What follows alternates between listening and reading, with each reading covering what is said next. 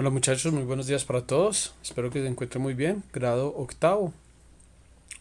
En el siguiente video muchachos, entonces vamos a describir un poco la actividad consistente para esta semana, ¿cierto? ¿En qué consiste la actividad para esta semana? Lo puede detallar usted en este video. Bueno, inicialmente seguimos trabajando con la guía de sistema nervioso, seguimos trabajando con esta guía de sistema nervioso. Para ello voy a hacer entonces un pequeño resumen de en dónde nos encontramos. Inicialmente, en el mes de mayo nos dimos cuenta que el sistema nervioso es un conjunto de células y un conjunto de órganos que están interactuando entre sí para percibir los estímulos que vienen del medio ambiente, ¿cierto? Y generar una respuesta para ellos. Entonces decimos que el sistema nervioso se divide o se compone de dos sistemas. El primero se conoce como el sistema nervioso central. Sistema nervioso central contiene dos componentes básicos. La médula espinal, ¿cierto? Que es la que baja por la columna vertebral, ¿cierto? La columna vertebral, esos huesos, esas vértebras protegen esta médula. Y el encéfalo, que es todo lo que está dentro del cráneo, ¿cierto? En el encéfalo vamos a encontrar en el encéfalo dos estructuras. El cerebelo, o bueno, cuatro estructuras. El cerebelo, el tronco encefálico, o sea, lo que une al cerebro con la médula espinal. La médula espinal es la que baja, ¿cierto? Por la espalda. Y este tronco encefálico es el que conecta a la médula espinal con el cerebro, ¿cierto? Y otras dos estructuras denominadas el cerebro y el diencéfalo. Este diencéfalo es como la parte mediana del cerebro, ¿cierto? Entonces el encéfalo tiene estas cuatro estructuras: cerebro, diencéfalo, cerebelo y tronco encefálico. Y por aparte baja la médula espinal. Estos son los componentes del sistema nervioso central. Luego, la clase pasada estuvimos hablando de nuestro sistema nervioso periférico, ¿cierto?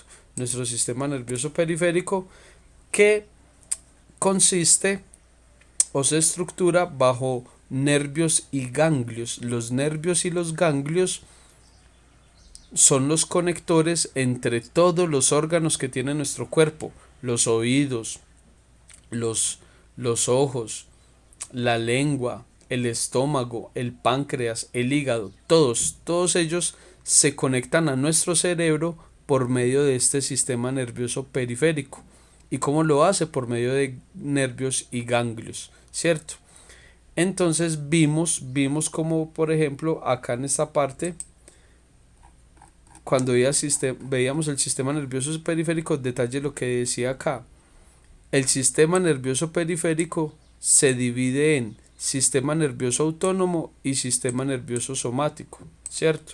El sistema nervioso periférico se divide en sistema nervioso somático y sistema nervioso autónomo. Hoy nos vamos a concentrar en el sistema nervioso autónomo. Prácticamente cuando hablamos de sistema nervioso somático o periférico estamos hablando de lo mismo en estos dos.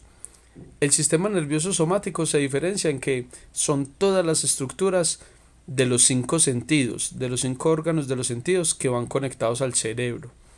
Y el sistema nervioso autónomo no solamente son los cinco órganos de los sentidos, sino que es el resto de órganos que tiene nuestro cuerpo, ¿cierto? El vaso, el estómago, el páncreas, el intestino. Entonces siempre que vamos a tener una dificultad allí en estos órganos, inmediatamente se activa el sistema nervioso autónomo. Cuando ustedes empiezan a hacer lectura de la guía, que ya se las voy a mostrar y que yo sé que ustedes la tienen en casa, se van a dar cuenta que el sistema nervioso autónomo se divide en sistema nervioso simpático y sistema nervioso parasimpático. Este mapa conceptual resume todo el componente o toda la estructura del sistema nervioso de los seres humanos, ¿cierto?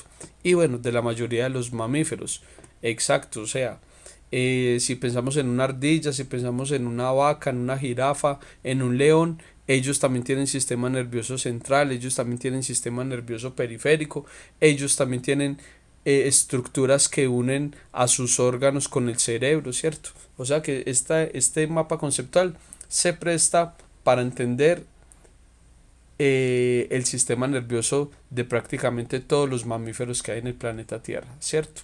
Bueno, volviendo entonces a nuestro guía, la semana pasada estamos trabajando frente al sistema nervioso periférico, el cual se divide en nervios craneales y nervios espinales, en donde a usted se le pedía el favor que clasificara estos nervios craneales y me dijera la clasificación de los nervios espinales, que son prácticamente cuatro clasificaciones: nervios cervicales, torácicos, lumbares y sacros. Y aquí en estos párrafos, acá esto que le estoy señalando, era la inervación. Entonces usted me decía, los nervios cervicales provienen de las raíces primera a cuarta e inervan la región de la cabeza y el cuello, ¿cierto?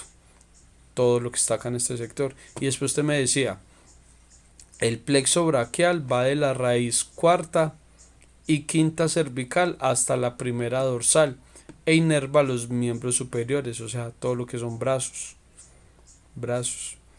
y así sucesivamente. Entonces, para el día de hoy vamos a trabajar esta última página que tienen allá en sus carpetas. Se llama sistema nervioso autónomo. El sistema nervioso autónomo, muchachos, les puedo acá resumir, es el sistema que controla la fisiología de los órganos. Y esto tiene que ver cuando tú estás en peligro o no estás en peligro, ¿cierto? El sistema nervioso autónomo regula tus órganos cuando estás jugando fútbol, cuando estás corriendo porque estás asustado. El sistema nervioso autónomo es el que regula todos tus órganos mientras estás montando bicicleta, mientras estás montando moto, o también cuando estás sentado viendo televisión, cuando estás sentado jugando con el celular, cuando usted está sentado comiendo. El sistema nervioso autónomo es el que regula esas funciones. ¿De qué manera? De dos maneras: simpáticamente y parasimpáticamente. Parasimpático es cuando usted está tranquilo, relajado. Cuando usted está tranquilo, relajado, va a suceder todo esto que está en esta letrica pequeña, ¿cierto? Pero cuando usted está activo, cuando usted está montando bicicleta, cuando usted está corriendo, cuando usted está jugando fútbol, cuando usted está corriendo porque lo está persiguiendo un perro o usted está en peligro, va a pasar todo esto, todo lo que está acá en esta parte derecha, todo lo simpático.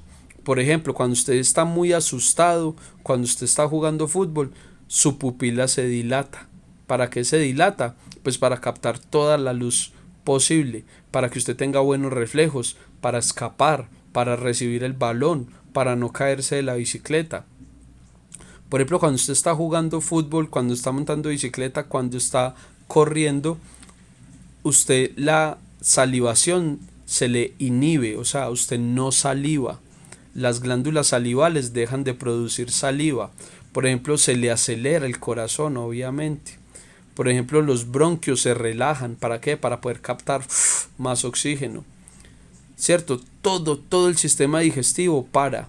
Usted en ese momento no le da hambre, usted en ese momento no le dan cólicos, no, nada. Tiene que ser que esté enfermo, ¿cierto? Por ejemplo, el hígado libera glucosa. Todo esto que está en este lado es lo que pasa cuando usted está activo. Pero no, resulta que usted ya está tranquilo, usted ya está en la casa descansando, usted ya no está jugando, usted ya no está montando bicicleta, entonces se activa en su cuerpo el sistema nervioso parasimpático. ¿Qué va a pasar? Uno, se le contrae la pupila, o sea, la pupila se hace más pequeñita en el ojo. Si usted ve, acá la pupila está muy pequeña, acá, y acá está muy grande. Vean ese punto negro, lo grande que está ahí. Entonces acá se le contrae, ¿cierto? Usted está relajado, usted no necesita tanta luz, ¿para qué? Usted no necesita huir, usted no necesita recibir el balón, no. Sus glándulas salivales ya empiezan a producir saliva. El corazón se reduce, el latido cardíaco reduce, merma acá, ¿cierto? Disminuye porque usted está tranquilo. Se contraen los bronquios, entonces como se contraen los bronquios, ya su respiración es más despacio, ¿cierto? Más tranquila. Por ejemplo, cuando usted ya está tranquilo, se le estimula la actividad digestiva, entonces a usted ya le da hambre, a usted ya le da sed, su intestino grueso y su intestino delgado siguen procesando la comida. Se inhibe la liberación de glucosa, o sea, su hígado deja de producir glucosa, azúcar para darle energía al cuerpo, ¿cierto? Entonces todo esto que está acá es lo que sucede cuando usted está tranquilo. Entonces, ¿usted qué va a hacer? Va a hacer la lectura de esta hojita, vea que es una simple hoja, y apenas lea la hoja del sistema nervioso autónomo, usted ya va a estar en la capacidad de responder estas 5 preguntas que ve acá en pantalla. ¿Qué es el sistema nervioso autónomo? Escriba 5 funciones de ese sistema, 5 funciones del sistema nervioso autónomo. ¿Cómo está conformado el sistema nervioso autónomo? ¿Qué es y para qué sirve el sistema nervioso simpático? Cuarta, ¿qué es y para qué sirve el sistema nervioso parasimpático? Y quinto, desarrollar el ejercicio propuesto en la página 141 en el recuadro de color amarillo. Vea, página 141 dice acá abajo, y en este recuadro amarillo dice, observe las 17 figuras, usted aquí ya las observa. Mediante la descripción de 3 actividades, explique el carácter antagónico. Por ejemplo, yo ya le di 3 actividades, le dije correr, le dije montar bicicleta y le dije huir, porque un perro lo persigue. Ahí le coloqué yo 3 ejemplos y le dije qué pasa con cada uno de ellos. Entonces ahora usted me va a decir 3 actividades y me va a decir qué pasa con los riñones, qué va a pasar con la vejiga y qué pasa con el recto. Allá el que controla el esfínter, ¿cierto? Para hacer del cuerpo, como se dice, ¿cierto? La deposición como tal del ser humano, ¿cierto? Las heces fecales. Dígame 3 actividades, las que usted quiera, y dígame qué pasa con estos últimos 3 órganos. Vea que yo ya le di un ejemplo con todos estos de acá arriba. Y entonces después viene este. Cuando realizas ejercicio lo haces bajo la coordinación de tu sistema simpático. Porque es importante que después de un tiempo se active el sistema nervioso parasimpático. ¿Cierto? Eso es una pregunta. Si usted está haciendo ejercicio y tiene activo esto, ¿por qué es importante que luego se active el parasimpático? Y después le dicen, si esto no sucediera, ¿qué consecuencias tiene esto para la salud? Para que me haga una respuesta bien poderosa, bien bonita. Y para rematar el trabajo, vamos a pasar entonces a a química. Vamos a pasar a la guía de química que les llegó este periodo. En este periodo les tuvo que haber llegado esta guía de química. Empieza aquí con este muñequito. Y nos vamos a centrar en la actividad A. La actividad A está en la página 104. Entonces dice, vamos a resolver solamente el punto 1. Necesitamos darle rienda suelta a la imaginación. Ojo pues. Dice, nos reunimos por parejas. Obviamente no hay parejas, es usted solito en la casa. Cada estudiante va a nombrar un objeto. Usted va a pensar en un objeto. Es más, se lo voy a decir ya, el celular. Y me va a hacer entonces una lista de 20 objetos que sean más grandes que el celular. Por ejemplo, entonces usted me dice celular. Ese es el primero. Dígame un segundo que sea más grande que el celular. Un cuaderno. Entonces después dígame un tercer objeto que sea más grande que el cuaderno. Y el cuarto objeto tiene que ser más grande que ese otro. Ejemplo, arrancamos en celular.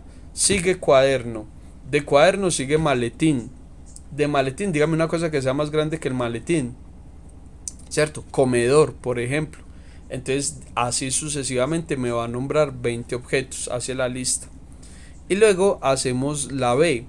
Realizamos el mismo ejercicio, pero al contrario. Es decir, nombramos 20 objetos que sean más pequeños que el celular. Usted arranca con el celular y de ahí para abajo me empieza a decir 20 objetos que sean más pequeños.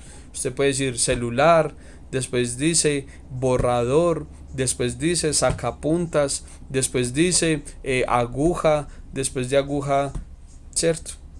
Así me hace la lista de 20 objetos. Primer punto. Bueno, lastimosamente este ejercicio número 2 necesitamos unos materiales, pero no los tienen ustedes en casa. Empezando que no tienen balanza, no hay balanza y no hay colorantes. Entonces esa parte no la hacemos. Y el punto 5 y 6, este sí se desarrolla. Imagínese que está usted en la playa haciendo ahí dibujitos en la arena.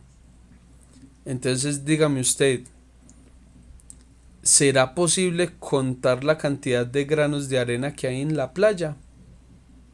Yo puedo contar los granos de arena que hay en la playa. Si usted dice sí, dígame cómo lo haría, ¿cierto? Dígame cómo mediría usted, cómo contaría los granos de arena que hay en la playa, ¿cierto? En eso consiste el ejercicio 5 y 6. Y listo, muchachos.